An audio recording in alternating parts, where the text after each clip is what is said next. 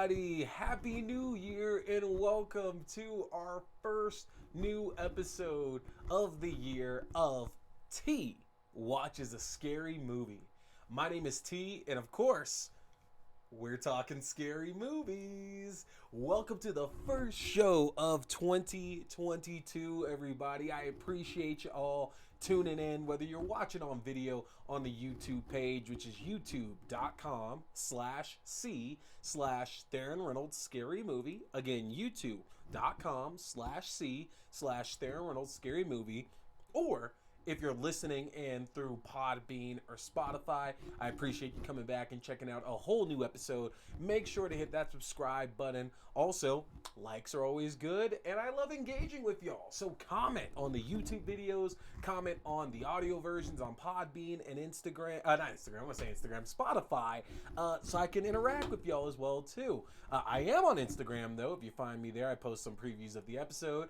Theron_Reynolds. And of course, you can find me on Twitter under AXDEW. That's Axdu, not Andrew. Everyone always confuses that whenever we play video games and stuff like that. Like, why are you adding letters to my screen name? And of course, if you want to join our watch parties, see written reviews, and have fun with us like the game night we had just last week playing Among Us, go to facebook.com/group/T Scary Movie. Again, that's facebook.com/group/T Scary Movie. Yeah. So, last week we talked about, we were starting our talk about the best of 2021. I covered the bottom five because I kind of wanted to split that up for all of y'all. And we also talked about some honorable mentions with y'all as well too. So, if you recall, we said number 10, Black Friday. Number 9, Malignant. Number 8 was Spiral. Number 7 was Halloween Kills. And number 6 was Fear Street Part 3. That's where we left off at. And in this episode, we're going to cover the top 5 horror films, top 5 horror, of 2021. But before we do that, though, got one movie to review. We're going to start the year off the right way, and we're going to talk about Antlers. Antlers, which I've been trying to see for y'all for so long and get a chance to review that. We're going to talk about it at the same time that we did The Empty Man, but I could not find a copy of that, and only now has Antlers hit like streaming and digital and all that stuff there, so we can finally actually talk about it. So we're going to talk Antlers, and then I'm going to get into my top 5 of 2021. Now, as I mentioned before, if you're tuning in because you want to get your Dexter reviews, I am not going to be reviewing Dexter this week. Just because we're down to our last 2 episodes, and I kind of want to talk about those together. What we're going to do is next week, when we have our Scream retrospective, I'm going to catch y'all up on the events of Scream. We are going to talk about the final 2 episodes of Dexter New Blood. All right, so we're going to talk about that next week. This week, we're going to take a little break from that, and like I said, we're just going to go in and talk about the top 5 of 2021, and we are also going to talk Antlers. Now, Antlers itself is very interesting film, only because this is one that I remember hearing about for a little while, actually. Scott Cooper is our writer and director of this film. If you don't know who Scott Cooper is, he did the story of Crazy Heart, which was actually nominated for a few Academy Awards. That's the one that had like Jeff Bridges in it, and what's the dude's name from Tron? No, Tron wasn't in that one. That was another one I'm thinking of there. But he did Crazy Heart. He did Out of the Furnace with Christian Bale. So, like, the guy actually has a pretty great pedigree, actually, of films put together. He did one of my absolute favorites, Black Mass, with Johnny Depp in it, about the true story of Whitey Bulger. Love that movie to death. I think that is a fantastic film. Definitely one of the more recent ones of his back in 2015 that I really enjoy getting a chance to watch as well too.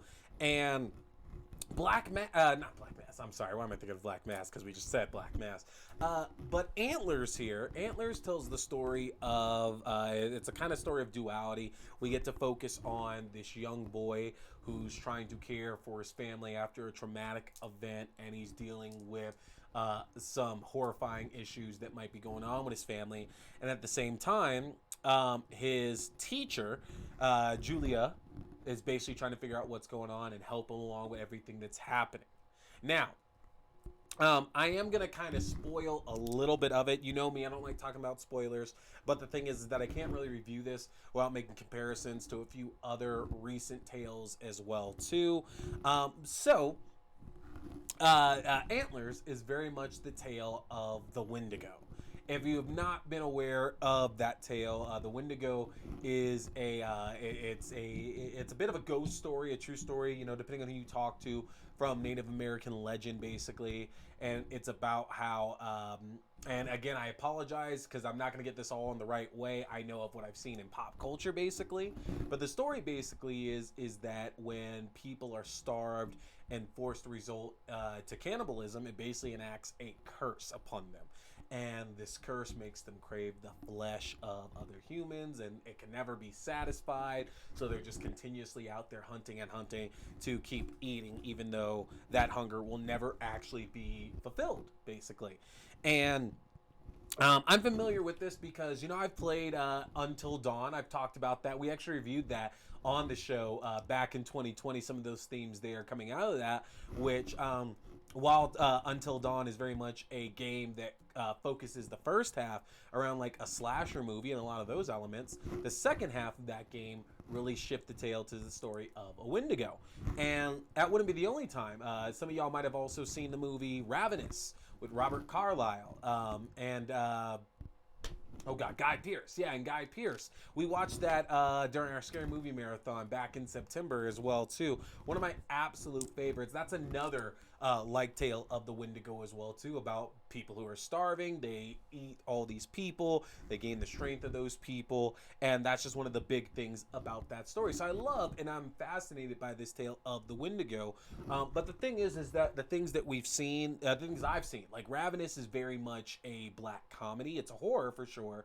But it does try to be more of a black comedy route because it's like almost very lighthearted, especially like with the score in the film as well too. It's fantastic film, but I'd be lying if I said that's kind of like a serious take on the legend. And Until Dawn, it's a video game, so I understand that's not necessarily accessible for a lot of people. So Antlers, at least for me, is one of the more accessible tales out there about the Wendigo, and I really enjoyed that. You know, it helps. It helped out a lot that it was set in Oregon. I love cities and towns like that, especially up in the north, the northwest, where you know it looks all rainy and gloomy and stuff all the time. Because especially in a horror movie, I feel that kind of setting helps to sell the premise and helps to sell all the terrible things that are happening around all of these characters. And in the case of Antlers, that definitely helped a lot because it helped sell the small town feel of everything that was going on. It helped to show kind of the isolation of some of these characters as well too. You know, our main character we might think is Julia, played by Keri Russell.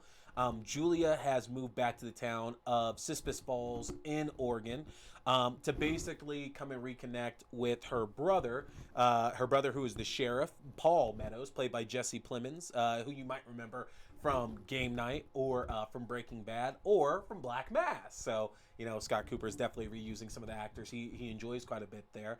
But Julia comes back to her hometown.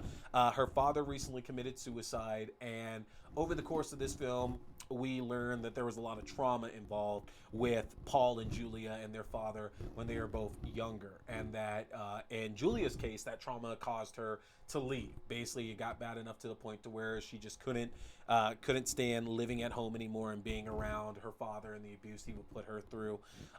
Some of it is kind of hinted to be sexual in nature. Some of it obviously is the traditional, just the typical stuff that you never want to hear about as well too. But Julia is very much broken, and we're also led, which is something I really enjoyed about showing her character off. That trauma led to a lot of problems in life that she had.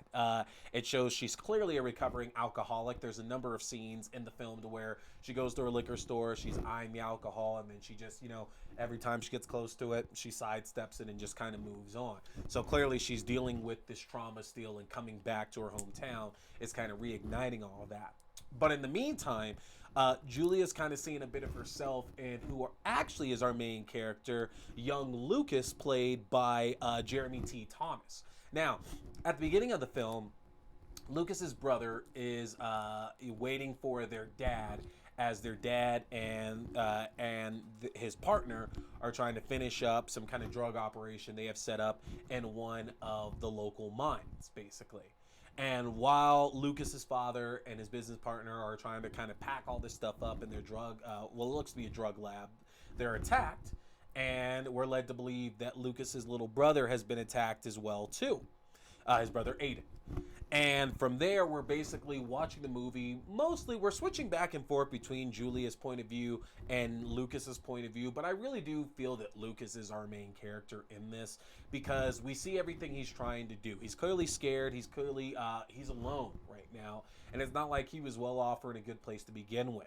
The principal of the school that Lucas goes to actually tells Julia, when she tries to report that there might be an issue at home, that there are plenty of parents in this town who are drug dealers, who run drug labs, basically, because there's no jobs, there's nothing to do. It's a small town. There's not really a lot of options, so most of them have to turn towards this, and most of them just kind of look sideways at it because they know there's just not much that they can actually do. And it just sells how like gloomy and how dreary and how dreadful this town actually is, that nobody seemingly cares. So Julia, seeing herself in Lucas and seeing that, well, he's been abused, or he's being abused right now, and that nobody is helping, she doesn't want to let that happen to somebody that she can see it to, because she doesn't want to allow the trauma that she went through to happen to somebody else. So she starts inserting herself into Lucas's life. Now, throughout this film, as Lucas's father and brother begin to grow worse and worse and worse, we see the extremes that Lucas is going through to keep them alive and to keep them fed. And, you know, it's interesting because you might look at Lucas and you might think that, like, what kid would do this? What kid could actually do the things that Lucas has been doing? But then again, you have to think about the situation that Lucas has been in. His dad didn't seem like a terrible guy, except for the fact that he's making and dealing meth, obviously. But you can imagine, though, that Lucas has been through a bit of a rough life, and he's doing just what he's kind of used to at this point. You take care of your family, because no matter what, they're kind of all you have sometimes. And whether that's good or bad, you know, I don't believe in doing that myself all the time, because family can be toxic. But whether you agree or not, you can applaud Lucas for his morals and his values and trying to follow up on that. And it's interesting because I kind of felt the entire time watching Lucas interact with his father and his brother, Lucas himself was never in any danger. And I really do enjoy that about the film, is that they show that there is still a little bit of humanity left in these creatures as they become these Wendigos and everything, and that sure, they have no morals or qualms when it comes to anybody else, but when it comes to their family, they're kind of slowing down. They're kind of like taking a second to really, really think about that, and it just helps to sell how hard like putting a stop to all this is really going to be, because at the end of all this, Lucas is probably going to have to kill his father. He's probably going to have to kill his brother. So I like the fact they gave the Wendigos a little bit of humanity, because it makes it all much harder down the road when we get to our eventual face-off.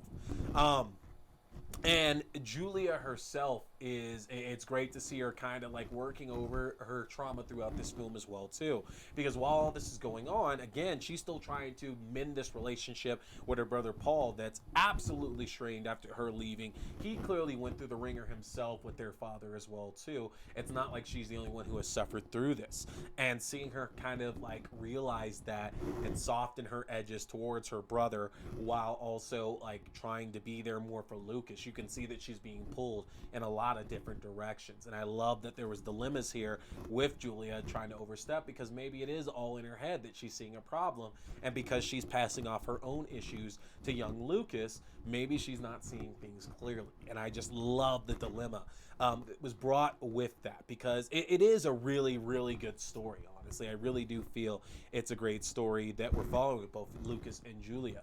I do think it's a bit of a bummer. We didn't get much in the way of expansion or resolution with Julia and Paul's trauma, and I really wish that could have been picked up on. You know, that's neither here or there. I get it's a monster movie. We got to focus on the problem at hand, but all that was really, really juicy and interesting. So I'm sad we didn't get more out of that in the film itself, but it didn't wreck that for me. Now, the design of these creatures before they take their final form, nothing too special, not bad, and that's not an insult, but you'll kind of liken it very similar to like a zombie film, honestly, in the state that Lucas's father and brother are in before things just kind of break into like wild shit in the movie. The final creature design, fantastic, absolutely love it. And considering there's all these different iterations of what the Wendigo truly looks like, hell, go to Marvel Comics, you can see what their Wendigos look like and everything. But you see all these different iterations of what the Wendigos look like, and I enjoy the fact that they basically had them kind of be zombies before they took their final form, and then after that, they're just these great, gigantic beasts. Absolutely love that. This film as a whole, I thought the monsters, the design of them were absolutely creepy, and that is fantastic to see something new show up that's actually really, really well done that way. But not only that, the characters in it were just really great as well, and I think that has to do with having a really, really strong cast. Most of the film obviously is Keri Russell, Jesse Plemons, and Jeffrey T. Thomas, but they do a great job of carrying this film, honestly. You know, they do a fantastic job of being our leads in this film, and we have others that show up. You know, Amy Madigan is there as the principal, Graham Greene is there as the former sheriff, Rory Cochrane is even in the film, so they do have a really good cast put together for this film as well too. There's a lot that works about this, but at the same time, the kind of downside about it too is that the body count's not high in the least bit there. To be quite honest, the body count is 3, and I don't really want to spoil too much there with that, but the body count in this film is 3. Technically it's 4, but if we're going in what we can see, it is only 3 in the film itself, and those deaths are like at least one of them for sure is a very it's a mean one, and you do feel bad for that character. The other ones is typical horror movie stuff. And I don't know if that means I needed more killing in it. Maybe it's just because I thought that both the Wendigos in their final form and as a number of people are turning into Wendigos and everything, I just wanted to see more of that. So if there is a downside to the movie, I am going to say it's because we didn't get as much of these creatures as I really would have enjoyed to see. Now, with that though, I think this film was absolutely phenomenal. There was a lot of good horror that came out this year. There really, really was. And so for something to kind of stand against everything else that's coming out, it's got to be something special. And I really do feel that Scott Cooper hit something really special with this one. Just with everything involved in it, honestly. I think this is one of the strongest horror films of 2021, honestly, and one that definitely should be checked out. And I've never read the book because from what I'm aware of, this is actually based on a short story called The Quiet Boy that was produced just a couple of years ago. So something I have to follow up on. I definitely want to kind of see what that's about and see if it was adapted the right way. You know, was the similarities there? Did they change it up like drastically like we've had with a number of other horror adaptation? Who knows? But I am going to research that. I'm going to find out and get back to y'all with some answers on that. And that's a good stopping point for us to head over and talk about the top 5 of 2021. So coming in at number 5 is Last Night in Soho. I did not expect much out of this film. I was excited when it was first announced because I love Edgar Wright. I think he is one of the absolute best filmmakers of my time, honestly. And he has a great catalog of films together. But I'd be lying if I said that when I saw the trailer for this film, I was really excited by the premise. The earlier trailers made it seem like it was just a story about, you know, a serial killer.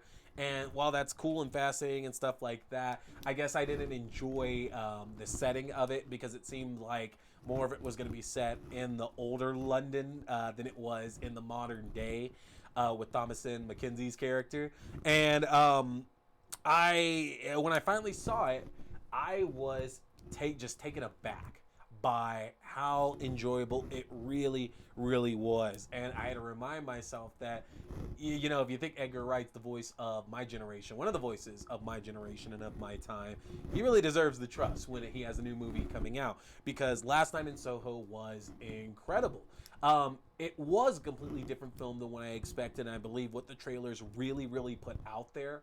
I think that going into it, it'd be pretty easy to write it off once you kind of get the idea and get the concept of what's actually happening in this film. You might want to cross it off, because then it doesn't seem as nefarious as it once was.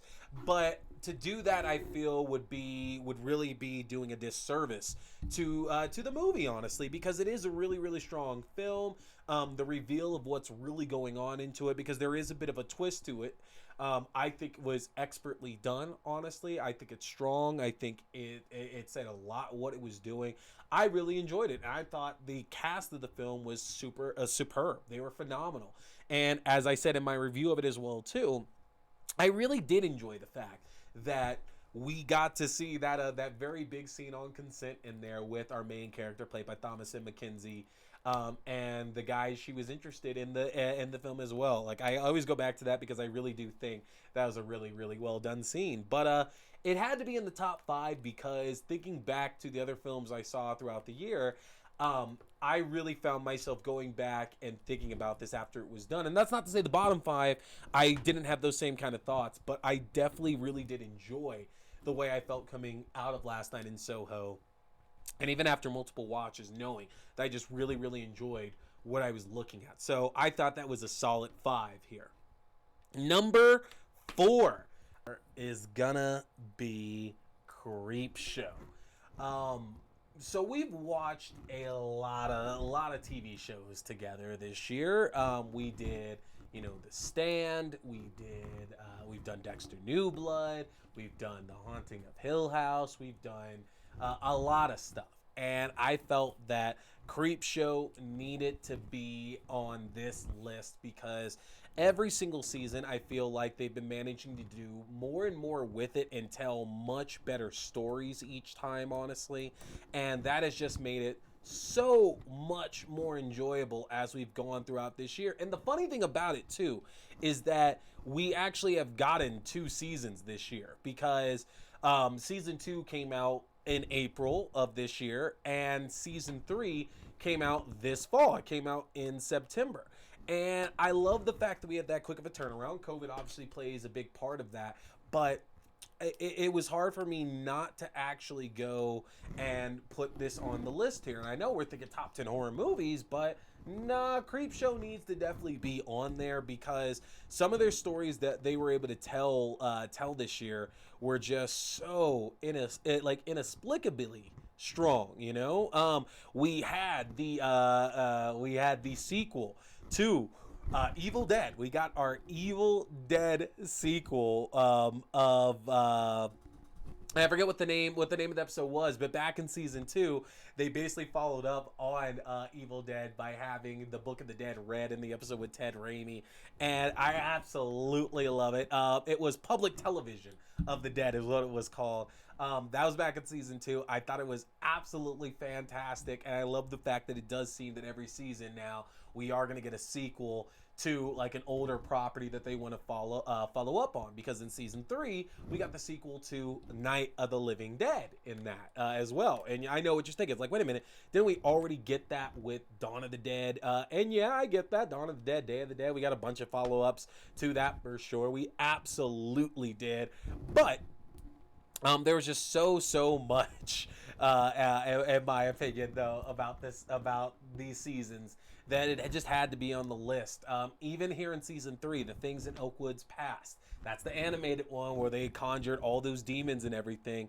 Thought it was absolutely fantastic. So good. Creepshow just had to be on this list. You definitely need to check this out. The next season will be streaming on AMC here very soon, actually. Might be the spring there, I want to say. And so, with that being number 4, number 3 was Antlers. I had to put Antlers there on the list, and I know it's getting so many, like, people are kind of like trashing a little bit and I feel they're not really getting the point of it. They're not really allowing themselves to enjoy something new and something different. They're maybe looking for a bit too much. Antlers had to be number 3, honestly, y'all. I thought it was tremendous in its storytelling and the characters and the monster design as well. And put all those things together, you really do have a quite perfect story. You really, really do got that going for it. So Antlers had to come in at number 3. Not going to spend more time talking about it because I just got done reviewing Antlers there at number 3 for y'all. So number 2 and number 1. You should be able to guess based on what I say here as number 2, what has to be number 1. And what I will tell you is the top horror film of 2021, without question, was Candyman. It was absolutely Candyman. I had been in anticipation for this film for quite a while, ever since it was announced, ever since Jordan Peele's name was attached to it, ever since they confirmed that Tony Todd would still have some kind of involvement in it, ever since they said that this would still be in canon of the series itself. There was so much here, so much in all of this that could really have set it up to be a giant letdown. And I do understand and respect the fact that a lot of people were let down by what they got out of the film itself, because I think a lot of people came in just wanting a traditional slasher, a traditional, monster movie and everything, and that's not what they got. They did, but it wasn't in the way that they were hoping that it was, because the monster that we are really finding out about, which we're not really finding out about, but we should know because we live in the United States, at least a lot of us do, the monster is really each other, and our thoughts towards people who don't look the same, people that look different, and our ways of not giving everybody the same chances at things in life. Yes, I am talking about black people in America and white people in America and the disparity there between it. Some of you might not want to hear it, and that's okay if you don't want to. Now you can tune out, you can do whatever your heart desires. That doesn't change the fact it is a real thing, and we are still seeing events in the news, in our streets, and everywhere you look. There is still that kind of shit going on right now, as things, the more things change, the more things stay the same, I think is how the saying goes, honestly. And so Candyman was very timely. It's almost weird that coming out in 2021 was much better for it than coming out in 2020, because, tensions are even higher now. Things are seemingly worse now than they were before. So again, the timing of it all just seems to be like kind of right on point for when and where it needed to happen. But it was a very, very important story to be told. Yahya Mateen Abdul, who coming off Matrix Resurrections, actually, which I enjoyed a lot. We're not going to talk about that, though. It's not this kind of show. Has just had a tremendous few years in Hollywood, and they're still going to keep on going. My man is just showing up in everything, and I love the fact that he can still make time for horror, because a lot of us, I think that our exposure to him has really been in horror, things like Candyman and Us, and he's had actually a couple others as well too, but he's just in everything these days. And he does such a great job in the role. I love the fact that the connections back to the original Candyman made this much more engrossing to get into. Didn't like the fact that it obviously retcons out Candyman 2, but that's okay. I understand that we can't have everything. That's just the new fad of getting rid of other sequels and everything as well too.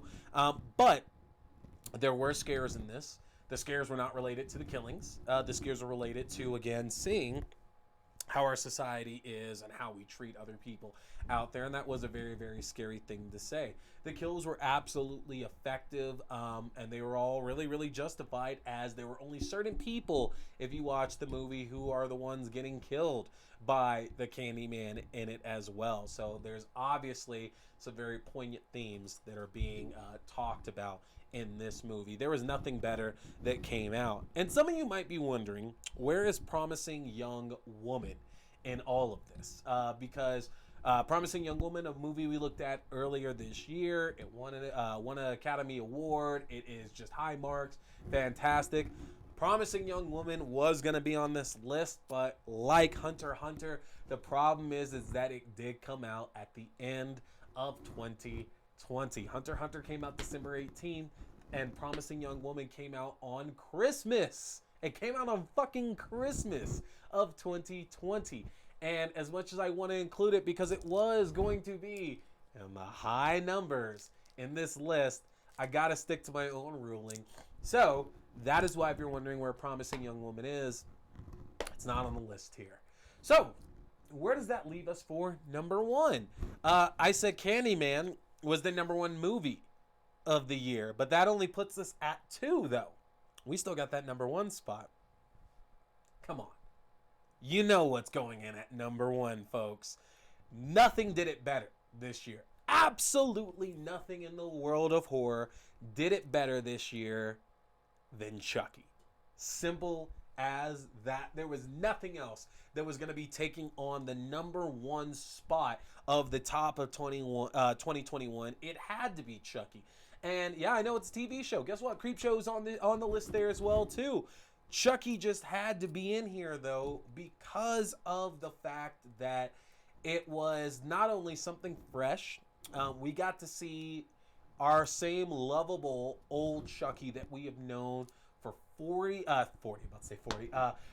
years at this point. For 30 years at this point, we got to see the same lovable Chucky, but put in brand new situations. And keep in mind, since the late 80s, we've been watching Chucky torment a number of different people in a number of different ways. He's had a wife, he's had a kid, he's transferred his soul into a woman, into a child. Like, he's done all of these things. But yet none of us could have begun to anticipate what a Chucky TV show was really going to be like. And honestly, folks, it is so good for the world of horror that this worked out the way that it did. Having Don Mancini be there from day one of Child's Play to the end of the first season of Chucky, he's been involved in absolutely everything, is absolutely ridiculous. We do not get that ever. There's a reason why we don't get it, is because most people who are involved in horror don't want to stay past 1 or 2 entries. They feel shit gets old, it gets dated. And unfortunately, at this point, I don't know if I can believe that as an excuse anymore, because Don Mancini has poured his life into Chucky, into this character and everybody around Chucky for 30 years at this point, and it's still one of the best horror tales that we have ever had in our lifetimes. And not only that, there was a story that came out in 2020, or an opinion piece that came out, that said Chucky should really be counted as a Universal monster, because Universal does own Chucky. USA Network is Universal. It's Comcast, NBC, Universal, but it's still Universal there. And a number of those films were produced under that Universal banner as well too. And considering how long Chucky has been around, it's been the same series, the same characters, same actors, same filmmakers involved in this there.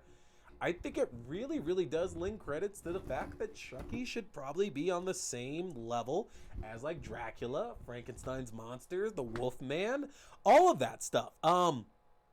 It's crazy. It is so crazy to really think that is what's happening here with that.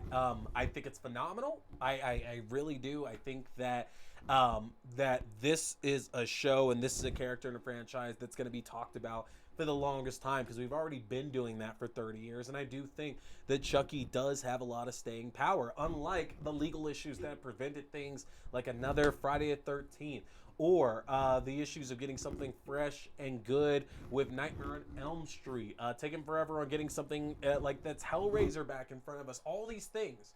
And Chucky still manages to make it out.